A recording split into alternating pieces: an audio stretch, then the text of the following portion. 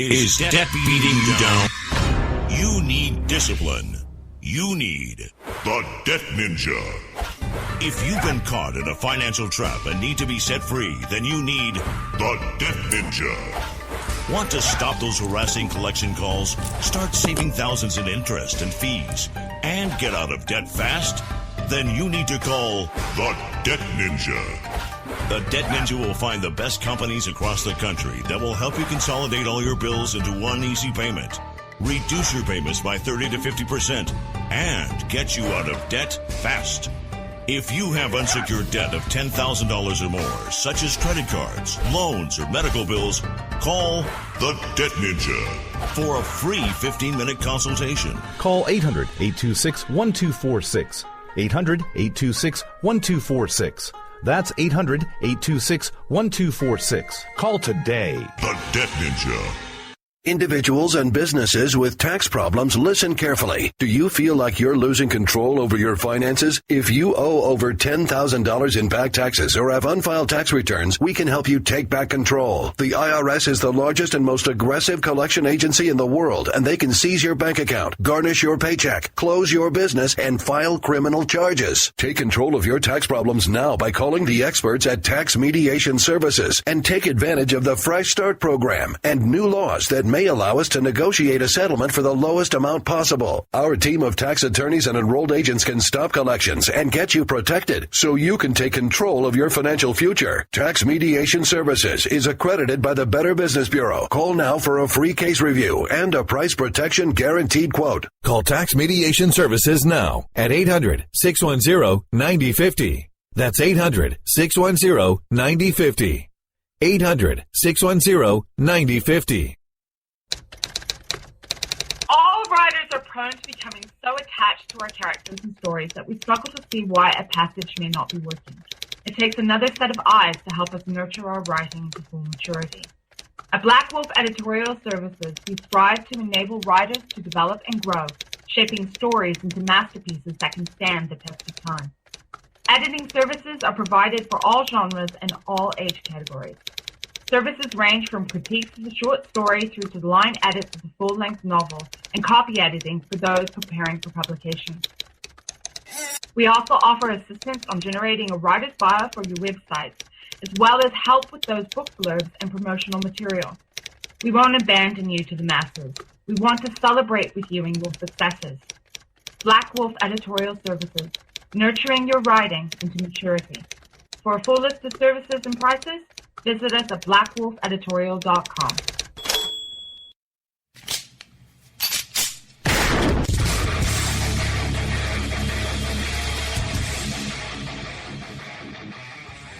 This is Slickery Trigger for Rebel Road Tactical. With proper care and feeding, your pistol will be ready when you need it. There to save your life. Shouldn't your gear be that good? Whether you need a holster for comfortable everyday carry or a tough-as-nails holster for your next training course, Rebel Road Tactical has what you need. Check us out on the web at rebelroadtactical.com.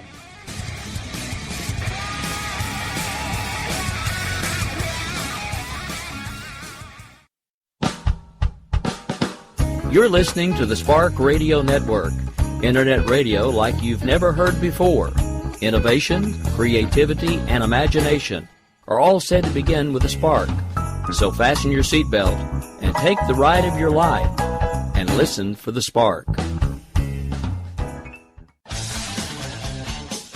The leader in talk radio on the internet, right here on K98Talk.com.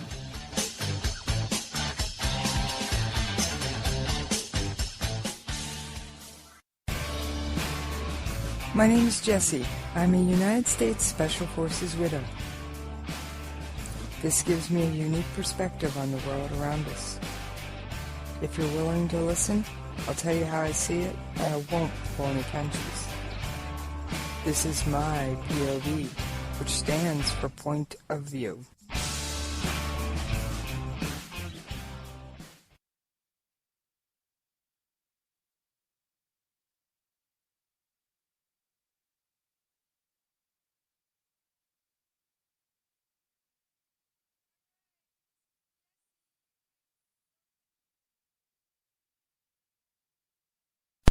All right, this is Jessie. I am so happy to be back with you guys. I know it's been a little while. I apologize. It has been a rough week for all of us. All right, there is a lot of stories to get to. I've got some stuff on the Munich shooting. I'm just trying to filter it through. I don't want to give you guys the wrong information. You know how hard I work to bring you accurate information. Now, here's the brief overview. There are at least 9 dead in Munich. One of them may be a gunman. Now, I've heard reports of up to 3 gunmen. I do believe at least 2. There may be a third, there may not. Sorry. All right. And I am late getting on the air because I was working on gathering this for you. Since I mentioned it right off the bat, give me just a second to get some audio pulled up and we will take a listen. Because, boy, there is a lot going on in the world today. So, and I've got some other stuff because no, I was not on yesterday. I apologize. I had a work emergency and, well, can't always make everybody happy and the boss kind of comes first. Alright, give me just a second. I just want to make sure I know where this is going. Because I'm playing this from a different source. You know, usually I sort it all out. I'm playing this straight from the version I recorded. So we're going to give it a shot and see how it goes. So the city of Munich in lockdown after at least 9 people died in that shooting attack. Police believe they've found the body of the attacker, the 9th victim. There may be others, though, on the run. They're still warning. Well, officers are calling it an acute terrorism situation, warning people to lock themselves indoors. The German magazine Focus reported that one of the gunmen shot himself. Well, Germany's government has declared a state of emergency for the city. Well, these are the details so far tonight. Earlier in the afternoon, reports that a gunman opened fire at the shopping centre in the north of Munich. According to witnesses, he started firing shortly before 4 o'clock at the McDonald's at the Olympia shopping centre. Munich police say witnesses reported then shootings elsewhere in Hanau Street and Ries Street, around a 9-minute walk from the shopping centre. Public transport across the city was then suspended, the main train station evacuated. German media said numerous roads and autobahns in the north of the city were then sealed off. Well, our senior correspondent David Bowden reports a warning that you... All right, we aren't going to the senior correspondent because that's mostly pictorial based. And obviously, I can't show you guys pictures. So we're just going to kind of skip over that part of the audio. All right. There are at least 8 innocent lives lost in Munich. The death toll may rise. They haven't released official casualty numbers that I can find. If anybody out there has them, feel free. Hit me up on Twitter at Jessie's POV. I'm not in the chat room as I still haven't worked out all the technical details with my new setup. And the last thing I need is, I love you guys, but I don't need to try and keep up on a conversation in the chat room and balance everything else. So, you'll have to pardon me until I get this new system worked out. I'm probably not going to be showing up in the chat room, at least not during my own show. So, alright. In Munich, I do have one other audio clip. I'm just looking to find it. And I found this one very interesting. I've just got to search it out. Hang on. Because the shooter in this case may have been German. Yeah, here it is. Here's the clip. I got this one. Let's take a listen. Now it's about 2.5 minutes long. And all these clips are courtesy of Sky News. All right, let's take a listen. Extraordinary conversation that's taken place with one of the suspected gunmen. Yes, it's quite a fascinating piece of footage, because it shows this gunman there emerging from the building there on the roof, the car park roof, and opening fire. But that is part of a whole extended piece, which we can't broadcast because it's full of some pretty colourful language, a dialogue indeed between somebody on this balcony where the filming is going on and that gunman down there below who periodically appears to open fire. Now, during this conversation, the gunman shouts expletives and insults against Turks or foreigners more widely, and the person on the balcony sarcastically responds. And then the gunman says, "I'm a German," demands that the individual stop filming, and the individual doing the filming, or with the individual filming, shouts back yet more insults.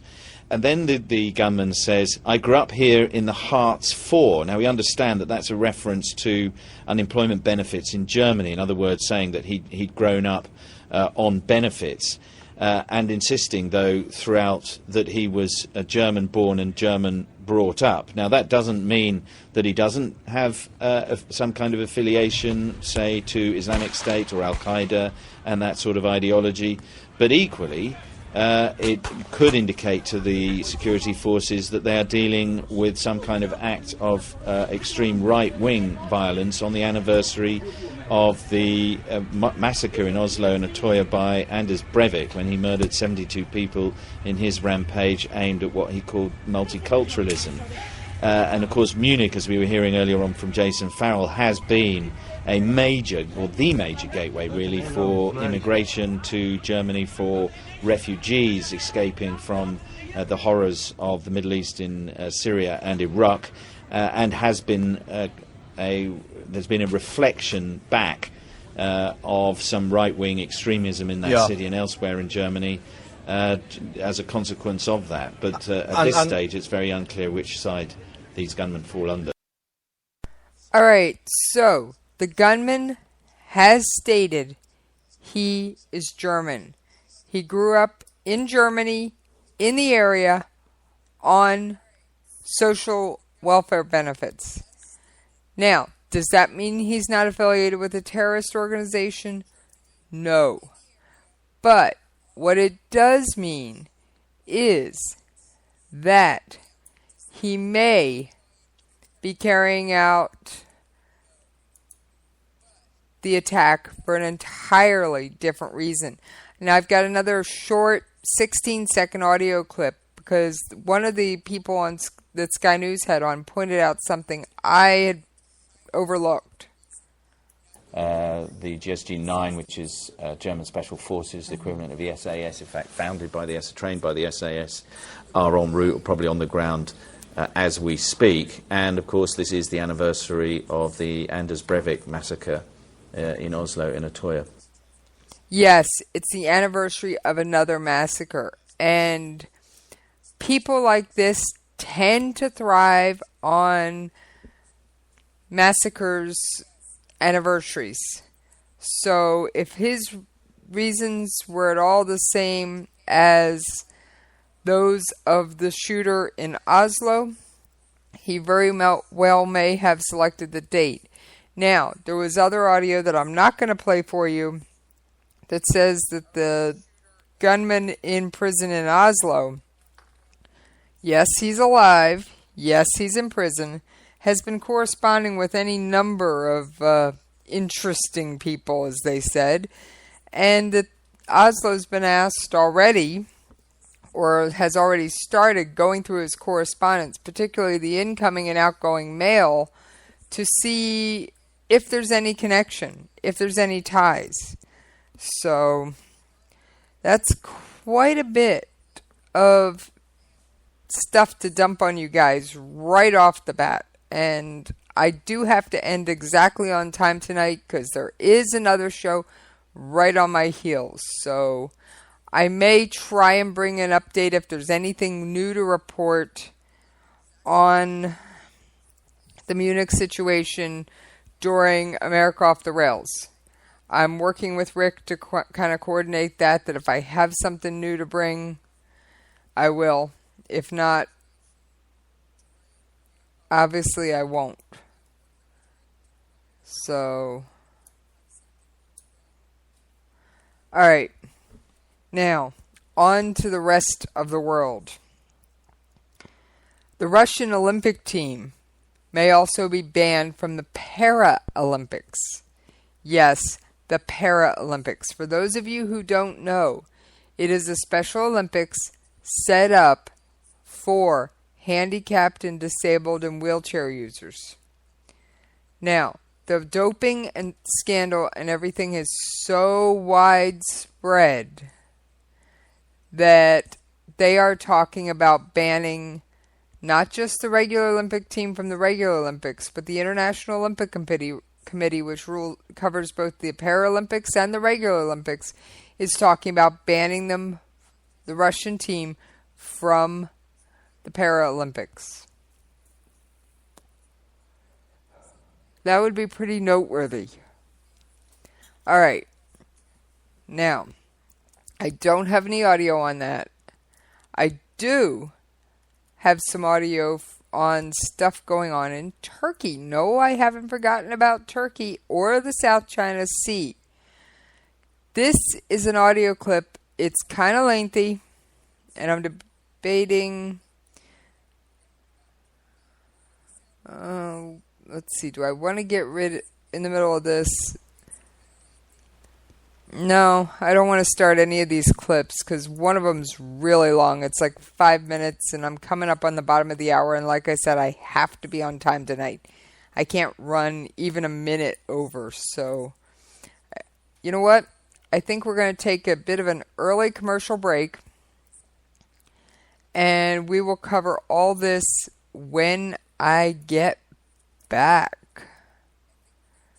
So, give me just a minute to get those commercials pulled up, and we will go pay those bills. So, gotta keep those advertisers happy or I don't get on the air. You don't want me to be kicked off the air, do you? So, alright. Now, after this brief commercial break, we will look into these other issues a little more in depth.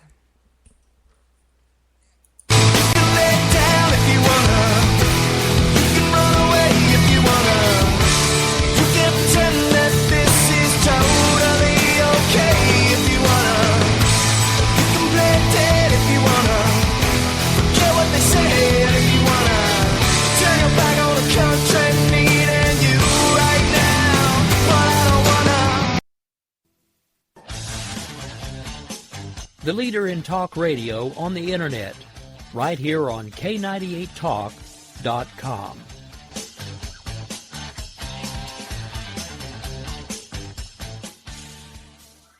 Is debt beating you down? You need discipline. You need the Debt Ninja. If you've been caught in a financial trap and need to be set free, then you need the Debt Ninja. Want to stop those harassing collection calls, start saving thousands in interest and fees, and get out of debt fast? Then you need to call the Debt Ninja. The Debt Ninja will find the best companies across the country that will help you consolidate all your bills into one easy payment, reduce your payments by 30 to 50%, and get you out of debt fast. If you have unsecured debt of $10,000 or more, such as credit cards, loans, or medical bills, call the Debt Ninja for a free 15-minute consultation. Call 800-826-1246. 800-826-1246. That's 800-826-1246. Call today. The Debt Ninja.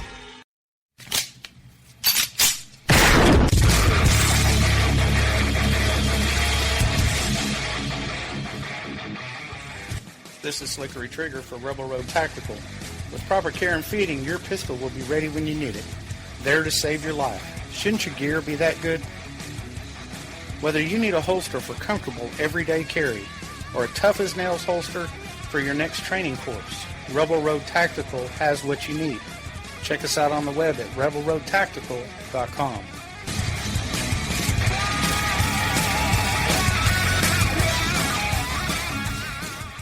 Tired of paying outrageous prices for Viagra? Well, we have great news for you. Now you can finally get Viagra at huge discounts. Healthy Man allows you to save up to $500 on Viagra. Why pay U.S. pharmacy prices of $15 per pill or more when you can get Viagra for less than $3 a pill? Call today and get 40 Viagra pills for only $99. This can cost as much as $600 at your local pharmacy. You can't afford not to call us. If you want Viagra at the lowest prices, never pay $15 a pill pharmacy prices again. Get Viagra for less than $3 a pill. Call 1-800-516-7602 today and save up to $500 and get 40 pills for just $99. Healthy Man is fast, easy, and affordable. Operators are waiting at 1-800-516-7602 to take your call right now. Call 1-800-516-7602. That's 1-800-516-7602. Again, 1-800-516-7602.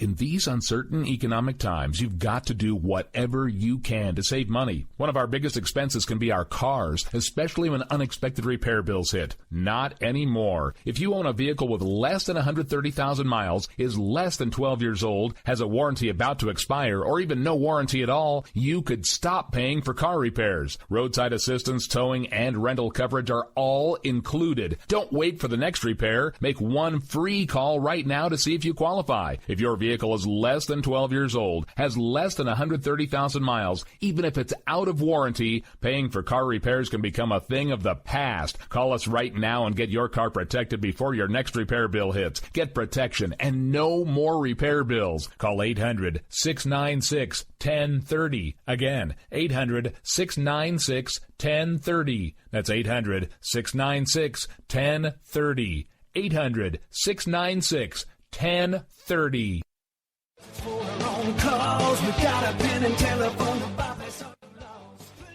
Alright folks, this is Rick Robinson with you. I want to tell you about some friends of mine from a company called Security Enforcement Specialists, 405-703-17. And most aggressive collection agency in the world, and they can seize your bank account, garnish your paycheck, close your business, and file criminal charges. Take control of your tax.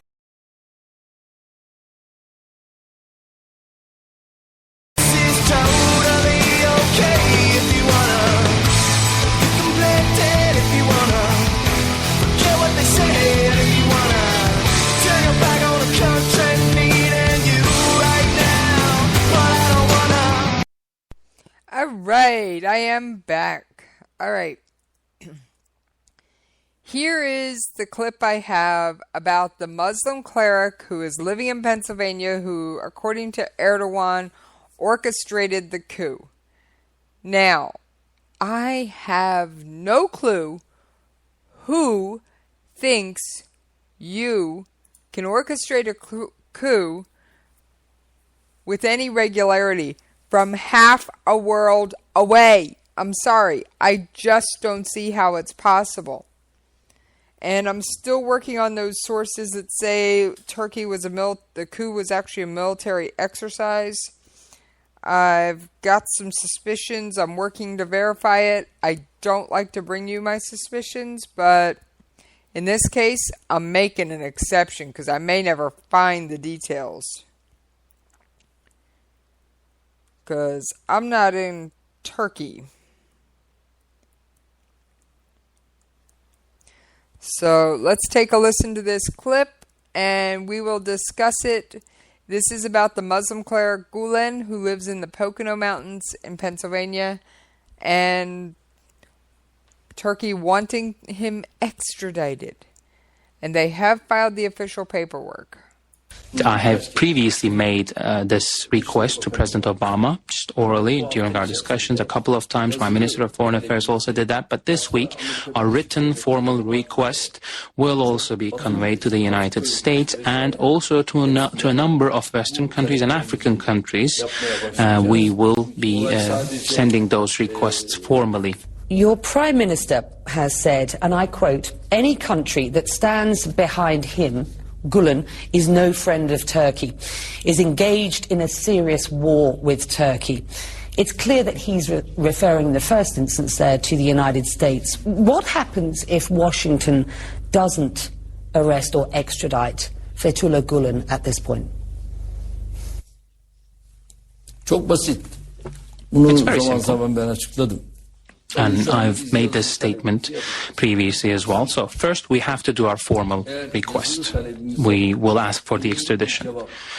If there is no positive response to that formal request, then the United States, well, if there is ever anyone a criminal in the eyes of the US, and if they're going to ask for their extradition, well, as the president of the country, I will not allow that. Because no matter who they requested from us, terrorists in their own consideration, we have always extradited those people. However, after this incident, because we have a mutual agreement of extradition of criminals, so now you ask someone to be extradited, you're my strategic partner, I do obey, I do abide by that, but you don't do the same thing, well, of course, there should be reciprocity in these types of things. Even if he is a citizen of the United States, the U.S. should not keep such a terrorist. And the terrorist organization has made its way onto our official document about national security.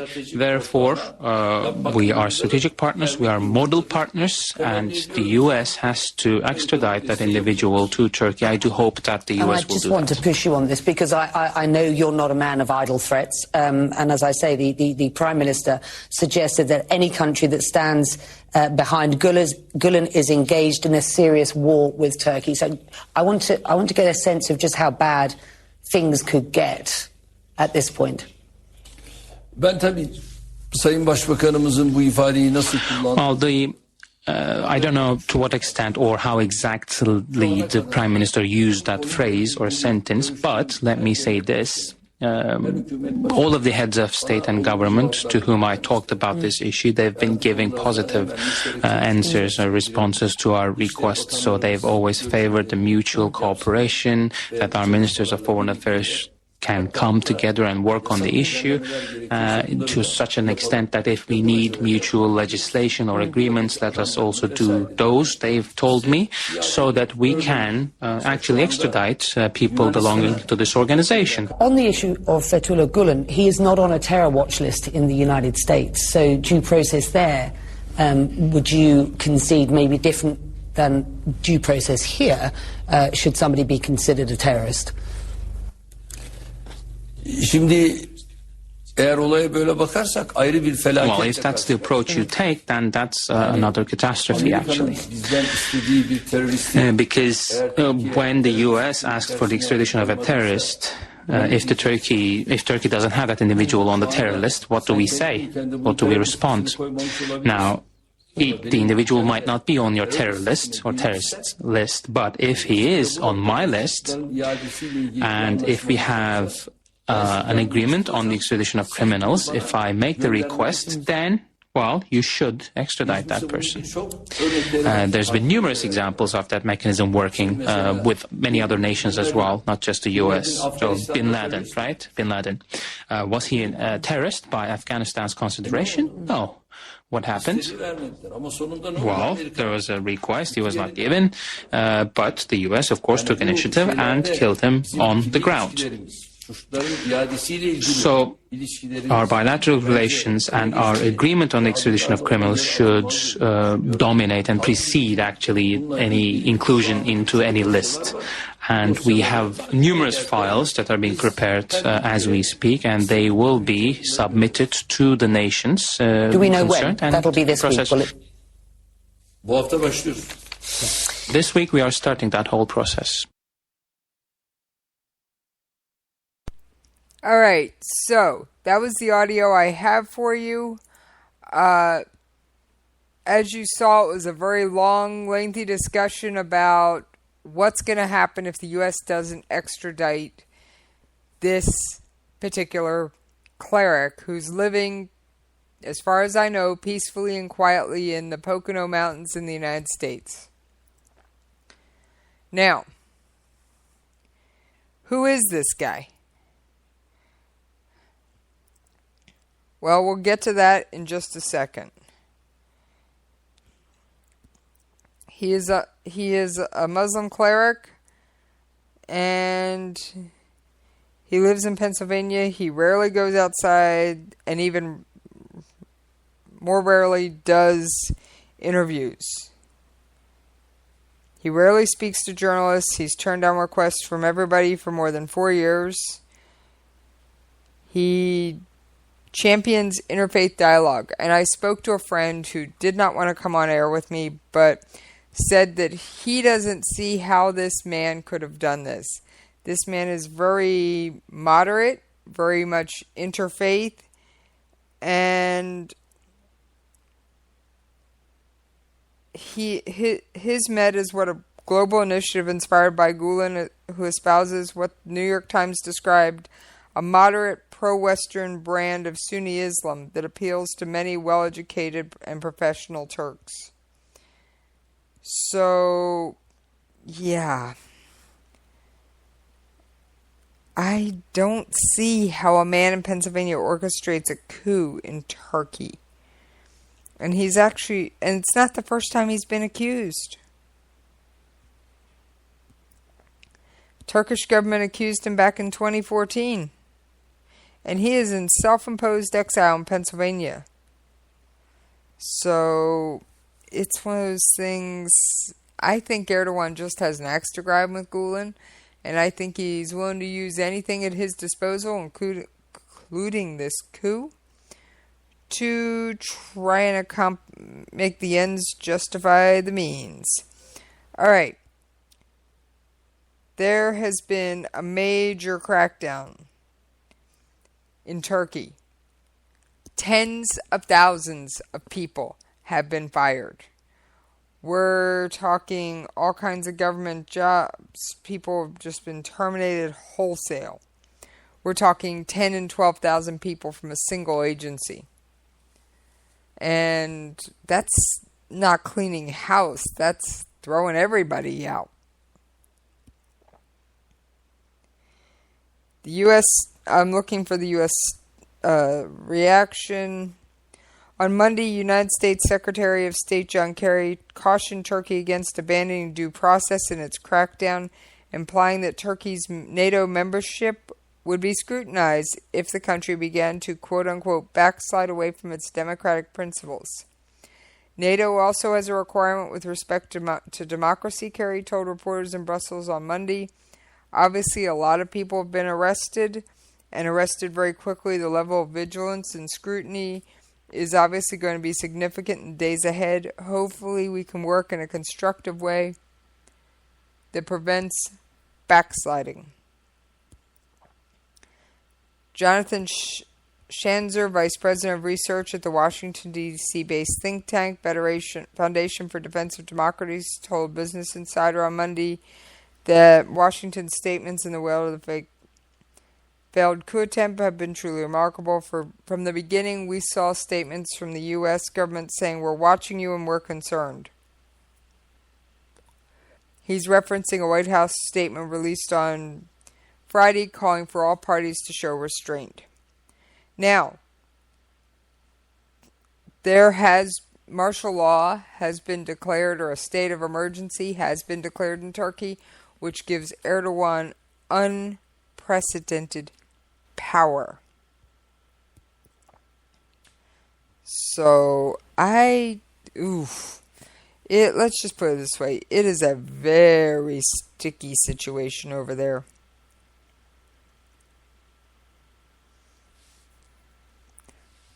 So, I mean, there was so much planning that went into this. It doesn't look like your typical coup attempts organized off the radar.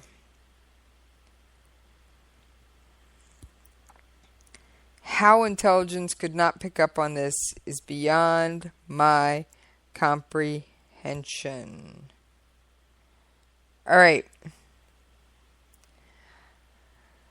I have an update on the search for MH370.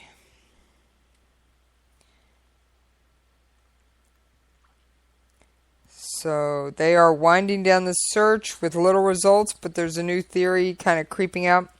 2.5 years after 110,000 square kilometers of floor scouring of the southern Indian Ocean, the hunt for Malaysian Airlines flight MH370 will soon come to a close, at least for now.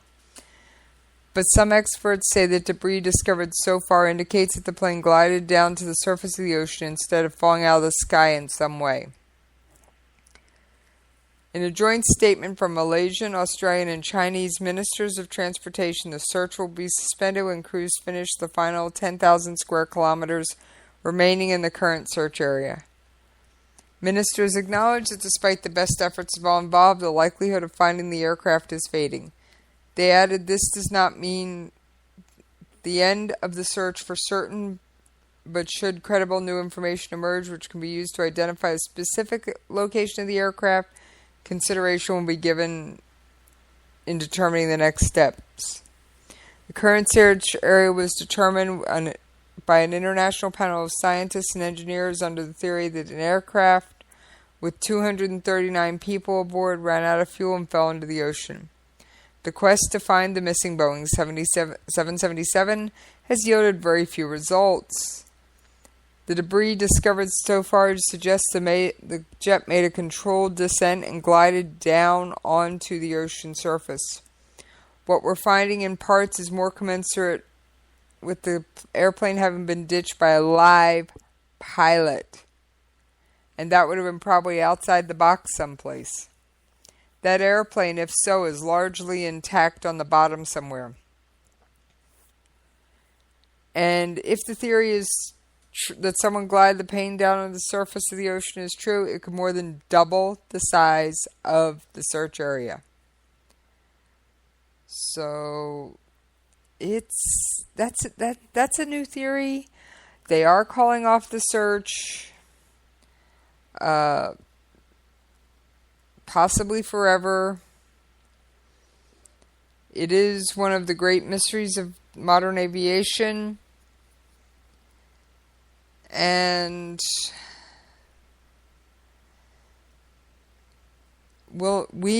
it may be decades before we know.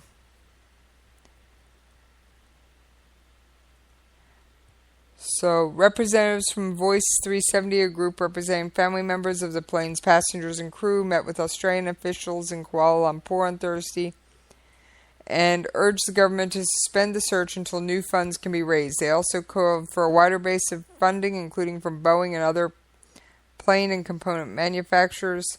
3 governments are involved because the airline was Malaysian, most of the passengers was Chinese, and this was suspected crash site is off southwestern Australia. Several relatives of Chinese victims say they felt betrayed by the decision. I will never give the decision to suspend the search. We will definitely gather to protest it, but I have lost confidence in the Malaysian government. Jeanette McGuire, whose sister and brother-in-law, Kathy and Bob Lawton from Brisbane, Australia, were aboard the flight, she said, while the decision is very difficult to accept, she understood because the searchers needed more information and it's costing an absolute fortune. So they really don't have much to go on.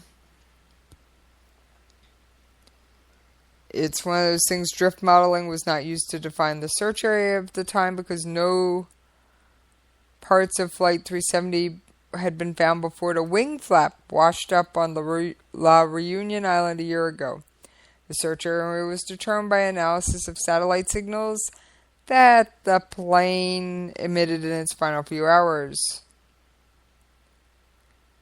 But Australian Transportation Safety Bureau has previously said wreckage found on the southwestern shores of the Indian Ocean was consistent with the plane crashing in the expansive search area. So even the experts can't agree.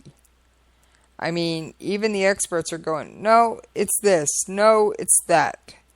I mean, It's a mess. All right, latest numbers on Munich. 9 dead, carried out by one gunman who then killed himself. That's the latest news.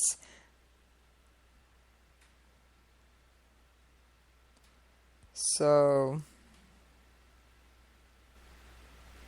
and there were reportedly 10 wounded. All right, let's discuss our favorite topic of late, the South China Sea. All right, I have a more or less short audio clip we're going to play, and then we're going to get into the dispute as it stands.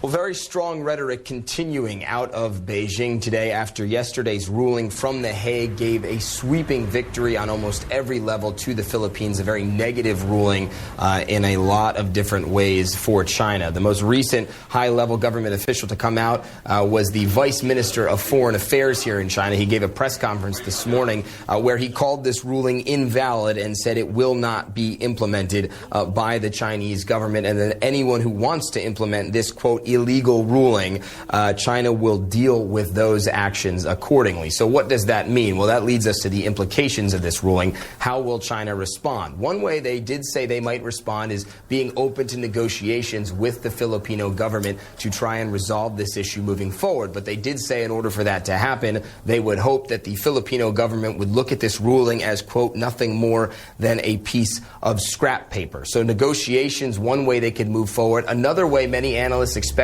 the Chinese to potentially move forward is to perhaps increase what they've been doing in the South China Sea, build more artificial islands, try and seize more territory, or perhaps even set up an air defense identification zone where foreign ships and planes would have to register before coming into the South China Sea. Now, that's also called an ADIZ. The government official this morning didn't commit to that, but he didn't rule it out either.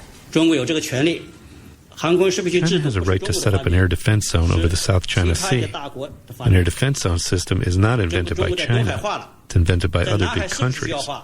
China has set it up in the East China Sea, but whether we need one in the South China Sea depends on the level of threats we face. And China not the only player in this South China Sea issue responding strongly to this. Taiwan sent one of its military warships to an island called Taiping Island. That's an island that Taiwan controls, and it's an island that was one of the islands that The Hague ruled did not warrant exclusive economic zones. That certainly did not make Taiwanese officials very happy. And so there's a lot of different players in all this. There's a lot at stake here, but really I think the big takeaway is what does China do next? Does it engage more diplomatically, or does it double down on its stance? Whichever track China decides to go down, it has major implications. Matt Rivers, CNN, Beijing. All right, so that's what I had for audio on the South China Sea. Remember, there are up to 6 different players involved in this, depending on which island you want to discuss. There's the Philippines, there's China, Taiwan, Vietnam, Malaysia, Brunei, and even Indonesia for some of these islands. Like I said, this is a very complex, complicated situation that bears taking a close look at. All right, now, I only have a few minutes left, so we're going to delve just a little bit more into this. I may have to do a Saturday slowdown on this. There was also recently, let me see if I have the audio prepped. I don't remember. It was during yesterday's catastrophe that... Yeah, let's see what this is. No clue. It's 40 seconds. We'll take a listen. The United States is trying to cut the tension in the South China Sea. Diplomats are careful not to provoke China after an international court ruling denied Beijing's claims to the sea areas. U.S. officials quietly telling Asian countries not to move aggressively to capitalize on the court's decision, adding these issues should be addressed rationally instead of emotionally. On Tuesday, judges in The Hague determined there is no legal basis for China to claim historic rights to resources within the so-called 9-Line. That's the boundary marked on Chinese maps, claiming ownership over roughly 90% of the sea. The bottom line, U.S. officials trying to calm the waters. All right, like I said, they're up to 6 different countries claiming different parts of these waters. There were recently military exercises that China was involved in. However, I don't have the audio pulled up on it. I will probably have to do a special on the South China Sea incident because it's such a massive topic. It really is. I don't feel I can adequately cover it for you in one newscast. So now I do have some updates on my phone about the Munich incident. So hang on, let me pull it up. The latest developments on a deadly shooting attack Friday in Munich. German news agency DPA is reporting that bomb experts are checking the body of a man found about a kilometer away from the Munich shooting scene for explosives. A backpack was found on the body, which is now being examined. Police have said they're trying to determine if the body is that of the shooter. So, now, there was also another update that has no text with it that says that the shooter was killed and that it was a lone gunman. But based on the video, I don't know how they are claiming lone gunman. I really don't. I'd like to know. So, alright, because I saw one guy walking with a limp and another guy not. It was a completely different walking style. Breaking news, Fox News. Munich police say mall gunman is dead and likely acted alone. Only time will tell. This is one of those, we're going to have to put this on hold and kind of wait and see issues. Now, I have one more news story I want to bring you. And it's not surprising to anybody who listens to my show on a regular basis. Nothing will quickly or easily stop Islamic State bombings in Baghdad. And this is according to the director of the Pentagon agency devoted to stopping IED bombs, improvised explosive devices. U.S. military officials caution that they will not be able to quickly deliver solutions to suppress a string of suicide attacks. Army Lieutenant General Michael Shields, the director of the Joint Improvised Threat Defense Agency, JIDA, traveled to Iraq with several staff members to discuss the spate of attacks in the city by the Islamic State and how to thwart them. His trip follows a July 3rd bombing in Baghdad's Karada shopping district that killed more than 300 people, making it the deadliest attack of its kind since the U.S. toppled Saddam Hussein in 2003. Secretary of Defense Ash Carter offered JIDA's assistance during a July 11 visit to Baghdad, and said that he and the Iraqi Prime Minister al-Abadi discussed using detectors on the perimeter of the city to find explosives and how to locate the network of people who build and use the bombs. Carter said JIDA's involvement would bring to the Iraqi security forces that substantial experience in tradecraft we've learned by hard experience in both Iraq and Afghanistan. U.S. military officials said Friday that there are additional steps that need to be taken before JIDA can help. Army Colonel Christopher Garver, U.S. military spokesman in Baghdad, said that Shields will soon return to the United States and then examine what options his agency can offer to the Iraqis. Remember, in the end, the Iraqis have to agree to whatever support we offer. So, basically, there isn't a quick, fast solution to improvised explosive devices. No kidding. Hello? Anybody really think there is? So, I mean, I really don't think there is. Now, there is one witness who said the gunman yelled Allah snack bar and targeted children. He did start shooting outside of a McDonald's. Yes, a McDonald's. So, and Sky News says it can confirm that one of the gunmen is a recent refugee known to authorities as Qassam Haid. So, like I said, I don't know how they say it was a lone gunman. So, I really don't. I really don't know how they say it was a lone gunman based on the at least 2 shooting positions I saw and the disparity in the guy's gait. And there was the physical appearance was hard to tell on the iPhone footage that was coming in. So, lone attacker, they're calling him a white racist terrorist. Political correctness gone mad. Let's see. I'm just scrolling for any last minute updates before we take a quick, and I do mean quick, peek at my mailbox. Oh yeah, we haven't done that in a while now, have we? Alright. I know which one I'm looking for. Hang on.